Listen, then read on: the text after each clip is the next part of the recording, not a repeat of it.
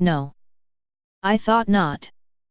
Come along, breakfast's not cleared away yet, and they'll make you some fresh tea. He turned to me. Look after her, Hastings, will you? Wells is waiting for me. Oh, here's Monsieur Poirot. He's helping us, you know, Evie. Miss Howard shook hands with Poirot, but glanced suspiciously over her shoulder at John. What do you mean helping us? Helping us to investigate. Nothing to investigate. Have they taken him to prison yet? Taken who to prison? Who?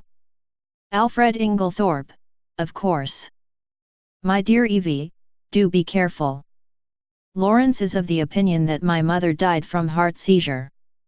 More fool, Lawrence, retorted Miss Howard. Of course Alfred Inglethorpe murdered poor Emily as I always told you he would.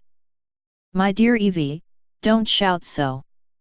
Whatever we may think or suspect, it is better to say as little as possible for the present. The inquest isn't until Friday. Not until fiddlesticks. The snort Miss Howard gave was truly magnificent. You're all off your heads. The man will be out of the country by then.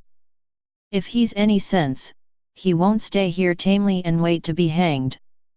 John Cavendish looked at her helplessly. I know what it is, she accused him, you've been listening to the doctors. Never should. What do they know? Nothing at all or just enough to make them dangerous. I ought to know my own father was a doctor. That little Wilkins is about the greatest fool that even I have ever seen. Heart seizure. Sort of thing he would say. Anyone with any sense could see at once that her husband had poisoned her. I always said he'd murder her in her bed, poor soul. Now he's done it. And all you can do is to murmur silly things about heart seizure and inquest on Friday. You ought to be ashamed of yourself, John Cavendish. What do you want me to do? Asked John, unable to help a faint smile. Dash it all, Evie, I can't haul him down to the local police station by the scruff of his neck. Well, you might do something. Find out how he did it. He's a crafty beggar. Dare say he soaked fly papers. Ask Cook if she's missed any. It occurred to me very forcibly at that moment that to harbour Miss Howard and Alfred Inglethorpe under the same roof, and keep the peace between them, was likely to prove a Herculean task, and I did not envy John. I could see by the expression of his face that he fully appreciated the difficulty of the position.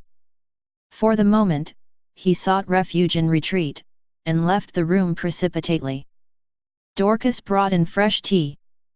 As she left the room, Poirot came over from the window where he had been standing, and sat down facing Miss Howard. Mademoiselle, he said gravely, I want to ask you something. Ask away, said the lady, eyeing him with some disfavor. I want to be able to count upon your help. I'll help you to hang Alfred with pleasure, she replied gruffly. Hanging's too good for him. Ought to be drawn and quartered, like in good old times. We are at one then, said Poirot, for I, too, want to hang the criminal. Alfred Inglethorpe. Him, or another? No question of another. Poor Emily was never murdered until he came along. I don't say she wasn't surrounded by sharks, she was. But it was only her purse they were after. Her life was safe enough. But along comes Mr. Alfred Inglethorpe and within 2 months, hey presto. Believe me, Miss Howard, said Poirot very earnestly, if Mr. Inglethorpe is the man, he shall not escape me. On my honour, I will hang him as high as Haman. That's better, said Miss Howard more enthusiastically. But I must ask you to trust me. Now your help may be very valuable to me. I will tell you why. Because, in all this house of mourning, yours are the only eyes that have wept. Miss Howard blinked, and a new note crept into the gruffness of her voice. If you mean that I was fond of her, yes, I was. You know, Emily was a selfish old woman in her way. She was very generous, but she always wanted a return. She never let people forget what she had done for them, and that way she missed love. Don't think she ever realized it, though, or felt the lack of it. Hope not, anyway. I was on a different footing. I took my stand from the first. So many pounds a year I'm worth to you. Well and good. But not a penny piece besides, not a pair of gloves, nor a theatre ticket. She didn't understand, was very offended sometimes. Said I was foolishly proud. It wasn't that, but I couldn't explain. Anyway, I kept my self-respect. And so, out of the whole bunch, I was the only one who could allow myself to be fond of her. I watched over her. I guarded her from the lot of them, and then a glib-tongued scoundrel comes along, and pooh! All my years of devotion go for nothing. Poirot nodded sympathetically. I understand, mademoiselle, I understand all you feel. It is most natural. You think that we are lukewarm, that we lack fire and energy, but trust me, it is not so. John stuck his head in at this juncture, and invited us both to come up to Mrs. Inglethorpe's room, as he and Mr. Wells had finished looking through the desk in the boudoir. As we went up the stairs, John looked back to the dining room door, and lowered his voice confidentially, "Look here, what's going to happen when these two meet?" I shook my head helplessly. "I've told Mary to keep them apart if she can. Will she be able to do so? The Lord only knows. There's one thing, Inglethorpe himself won't be too keen on meeting her. You've got the keys still, haven't you, Poirot?" I asked, as we reached the door of the locked room. Taking the keys from Poirot, John unlocked it, and we all passed in. The lawyer went straight to the desk, and John followed him. "My mother kept most of her important papers in this dispatch case, I believe," he said. Poirot drew out the small bunch of keys. "Permit me. I locked it, out of precaution, this morning. But it's not locked now." "Impossible. See." And John lifted the lid as he spoke. "Mille tonnerres!" cried Poirot, dumbfounded. "And I who have both the keys in my pocket!" He flung himself upon the case. Suddenly he stiffened. "And voila, an affair! This lock has been forced." "What?" Poirot laid down the case again. "But who forced it? Why should they? When? But the door was locked." These exclamations burst from us disjointedly. Poirot answered them categorically, almost mechanically. "Who? That is the question." "Why? Ah, if I only knew." "When?" "Since I was here an hour ago. As to the door being locked, it is a very ordinary lock. Probably any other of the door keys in this passage would fit it." We stared at one another blankly. Poirot had walked over to the mantelpiece. He was outwardly calm, but I noticed his hands, which from long force of habit were mechanically straightening the spill vases on the mantelpiece, were shaking violently. "See here, it was like this," he said at last. "There was something in that case, some piece of evidence, slight in itself perhaps, but still enough of a clue to connect the murderer with the crime. It was vital to him that it should be destroyed before it was discovered and its significance appreciated. Therefore, he took the risk, the great risk, of coming in here. Finding the case locked, he was obliged to force it, thus betraying his presence. For him to take that risk, it must have been something of great importance. But what was it?" "Ah," cried Poirot, with a gesture of anger. "That, I do not know. A document of some kind, without doubt, possibly the scrap of paper Dorcas saw in her hand yesterday afternoon. And his anger burst forth freely. Miserable animal that I am! I guessed nothing. I have behaved like an imbecile. I should never have left that case here. I should have carried it away with me. Ah, triple pig! And now it is gone. It is destroyed, but is it destroyed? Is there not yet a chance? We must leave no stone unturned. He rushed like a madman from the room, and I followed him as soon as I had sufficiently recovered my wits. But, by the time I had reached the top of the stairs, he was out of sight. Mary Cavendish was standing where the staircase branched, staring down into the hall in the direction in which he had disappeared. "What has happened to your extraordinary little friend, Mr. Hastings? He has just rushed past me like a mad bull." "He's rather upset about something," I remarked feebly.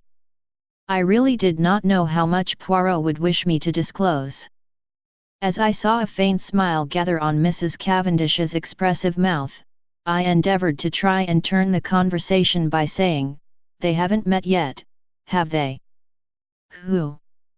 "Mr. Inglethorpe and Miss Howard." She looked at me in rather a disconcerting manner. "Do you think it would be such a disaster if they did meet?" "Well, don't you?" I said, rather taken aback. "No." She was smiling in her quiet way.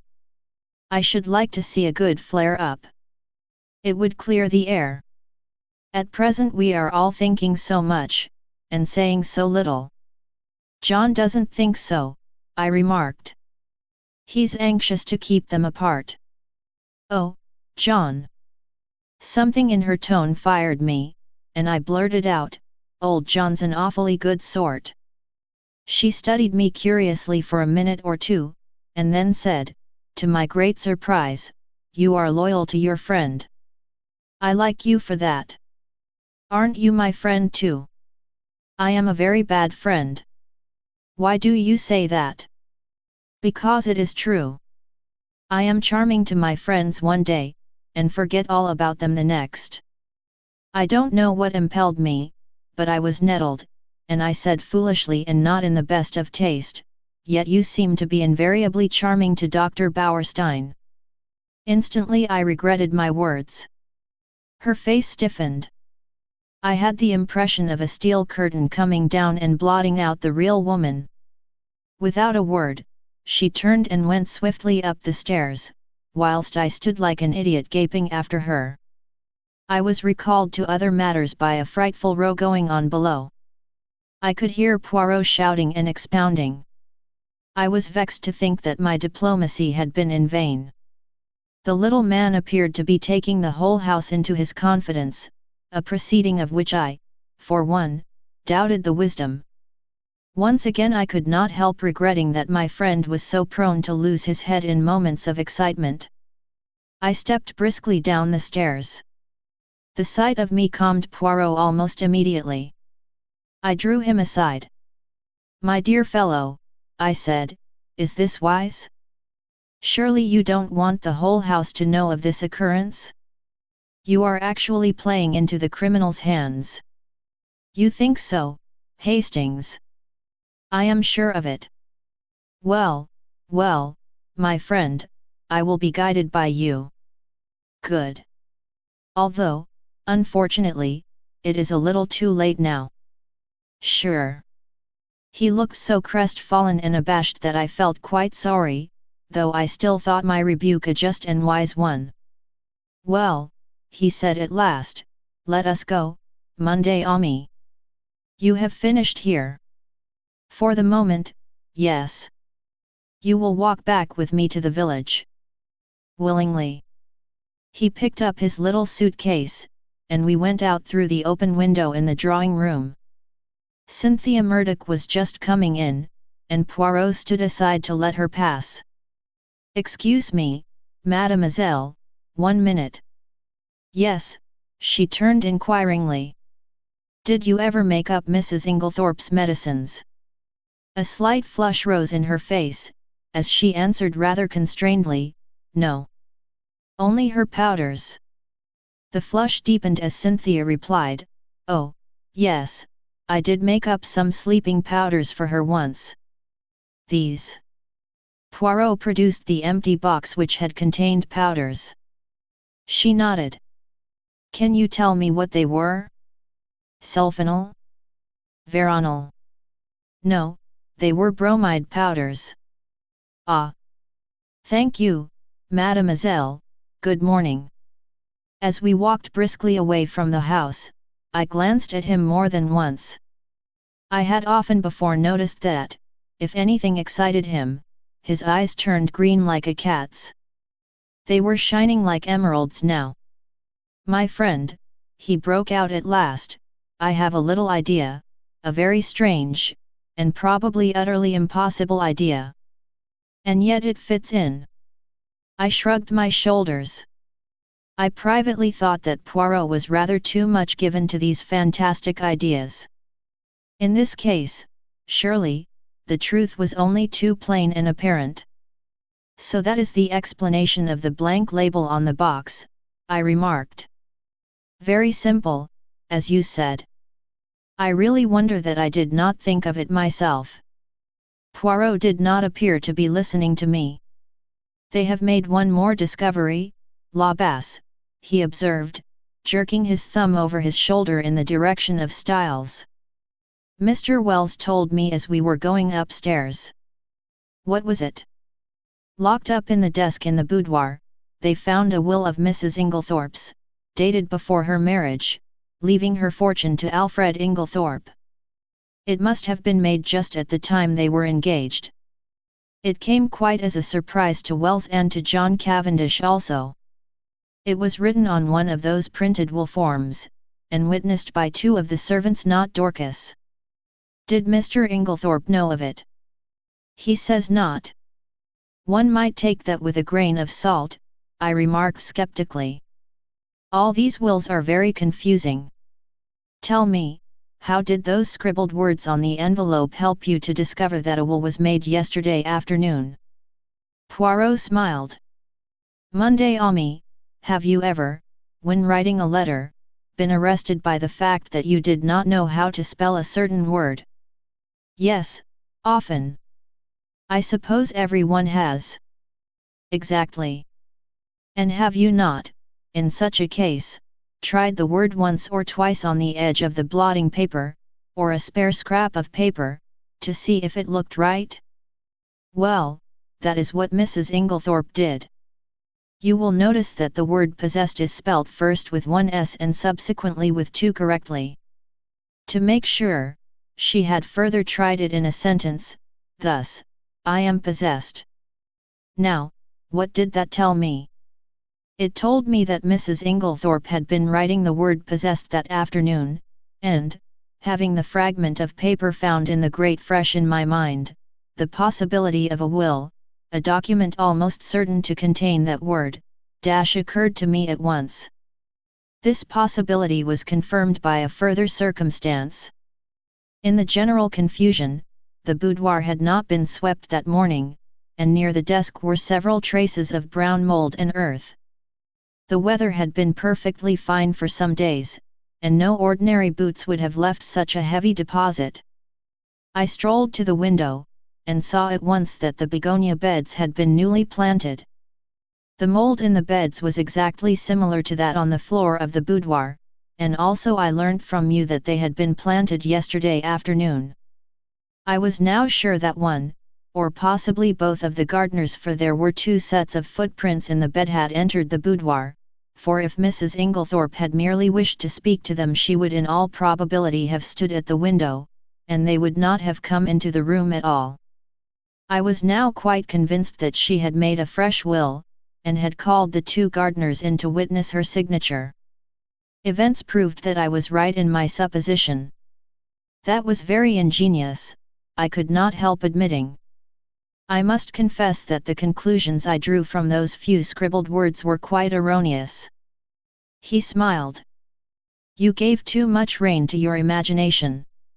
Imagination is a good servant, and a bad master. The simplest explanation is always the most likely. Another point: how did you know that the key of the dispatch case had been lost? I did not know it. It was a guess that turned out to be correct. You observed that it had a piece of twisted wire through the handle. That suggested to me at once that it had possibly been wrenched off a flimsy keyring. Now, if it had been lost and recovered, Mrs. Inglethorpe would at once have replaced it on her bunch, but on her bunch I found what was obviously the duplicate key, very new and bright, which led me to the hypothesis that somebody else had inserted the original key in the lock of the dispatch case. Yes, I said, Alfred Inglethorpe, without doubt. Poirot looked at me curiously. You are very sure of his guilt? Well, naturally. Every fresh circumstance seems to establish it more clearly.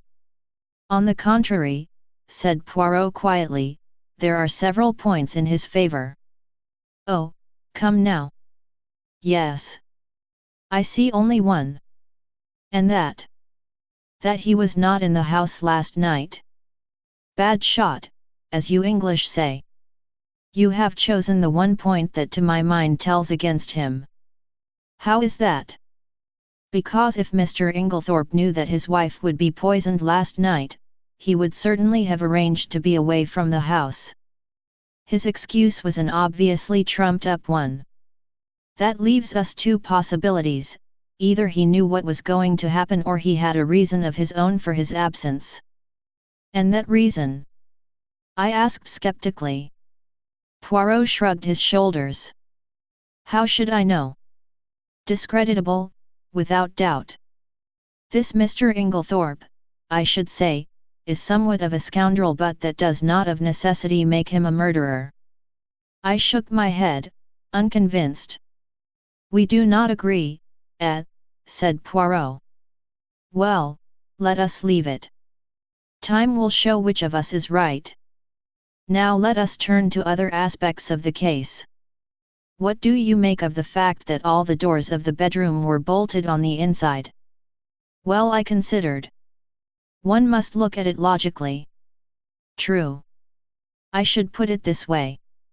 The doors were bolted. Our own eyes have told us that, yet the presence of the candle grease on the floor, and the destruction of the will, prove that during the night someone entered the room. You agree so far? Perfectly. Put with admirable clearness. Proceed. Well, I said, encouraged, as the person who entered did not do so by the window, nor by miraculous means, it follows that the door must have been opened from inside by Mrs. Inglethorpe herself. That strengthens the conviction that the person in question was her husband. She would naturally open the door to her own husband. Poirot shook his head. Why should she? She had bolted the door leading into his room, a most unusual proceeding on her part. She had had a most violent quarrel with him that very afternoon. No, he was the last person she would admit. But you agree with me that the door must have been opened by Mrs. Inglethorpe herself. There is another possibility.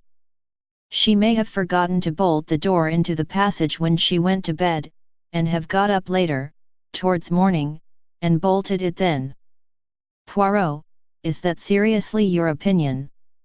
No, I do not say it is so, but it might be. Now, to turn to another feature, what do you make of the scrap of conversation you overheard between Mrs. Cavendish and her mother-in-law? I had forgotten that, I said thoughtfully. That is as enigmatical as ever. It seems incredible that a woman like Mrs. Cavendish, proud and reticent to the last degree, should interfere so violently in what was certainly not her affair. Precisely. It was an astonishing thing for a woman of her breeding to do. It is certainly curious, I agreed. Still, it is unimportant, and need not be taken into account. A groan burst from Poirot. What have I always told you? Everything must be taken into account. If the fact will not fit the theory, let the theory go. Well, we shall see, I said, nettled. Yes, we shall see. We had reached Leastway's cottage, and Poirot ushered me upstairs to his own room. He offered me one of the tiny Russian cigarettes he himself occasionally smoked.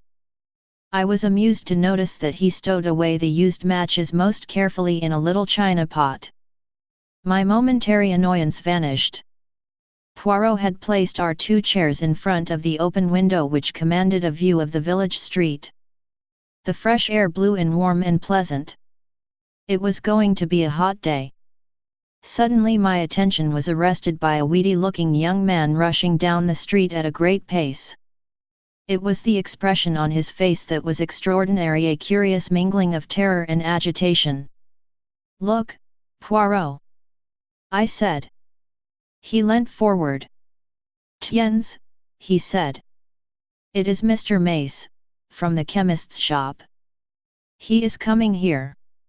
The young man came to a halt before Leastway's cottage, and, after hesitating a moment, pounded vigorously at the door. "A little minute," cried Poirot from the window. "I come." Motioning to me to follow him, he ran swiftly down the stairs and opened the door. Mr. Mace began at once. "Oh, Mr. Poirot, I'm sorry for the inconvenience, but I heard that you'd just come back from the hall." "Yes, we have." The young man moistened his dry lips. His face was working curiously. "It's all over the village about old Mrs. Inglethorpe dying so suddenly. They do say," he lowered his voice cautiously, "that it's poison." Poirot's face remained quite impassive. "Only the doctors can tell us that, Mr. Mace." "Yes, exactly, of course." The young man hesitated, and then his agitation was too much for him. He clutched Poirot by the arm, and sank his voice to a whisper. "Just tell me this, Mr. Poirot, it isn't strychnine, is it?" I hardly heard what Poirot replied. Something evidently of a noncommittal nature. The young man departed, and as he closed the door Poirot's eyes met mine. "Yes," he said, nodding gravely. "He will have evidence to give at the inquest." We went slowly upstairs again. I was opening my lips, when Poirot stopped me with a gesture of his hand. Not now, Monday ami. I have need of reflection. My mind is in some disorder which is not well." For about 10 minutes he sat in dead silence, perfectly still, except for several expressive motions of his eyebrows, and all the time his eyes grew steadily greener. At last he heaved a deep sigh. "It is well. The bad moment has passed. Now all is arranged and classified. One must never permit confusion. The case is not clear yet, no. For it is of the most complicated. It puzzles me. Me, Hercule Poirot. There are 2 facts of significance. And what are they? The first is the state of the weather yesterday. That is very important. But it was a glorious day." I interrupted. "Poirot, you're pulling my leg." "Not at all. The thermometer registered 80 degrees in the shade. Do not forget that, my friend. It is the key to the whole riddle." "And the second point?" I asked. "The important fact that Monsieur Inglethorpe wears very peculiar clothes, has a black beard, and uses glasses." "Poirot, I cannot believe you are serious." "I am absolutely serious, my friend. But this is childish." "No, it is very momentous." "And supposing the coroner's jury returns a verdict of willful murder against Alfred Inglethorpe? What becomes of your theories, then?" "They would not be shaken because 12 stupid men had happened to make a mistake. But that will not occur. For one thing, a country jury is not anxious to take responsibility upon itself, and Mr. Inglethorpe stands practically in the position of local squire. Also," he added placidly, "I should not allow it." "You would not allow it?" "No." I looked at the extraordinary little man, divided between annoyance and amusement. He was so tremendously sure of himself. As though he read my thoughts, he nodded gently. Oh, yes, Monday Ami, I would do what I say. He got up and laid his hand on my shoulder. His physiognomy underwent a complete change. Tears came into his eyes. In all this, you see, I think of that poor Mrs. Inglethorpe who is dead. She was not extravagantly loved, no. But she was very good to us Belgians. I owe her a debt. I endeavoured to interrupt, but Poirot swept on. Let me tell you this, Hastings. She would never forgive me if I let Alfred Inglethorpe, her husband, be arrested now when a word from me could save him.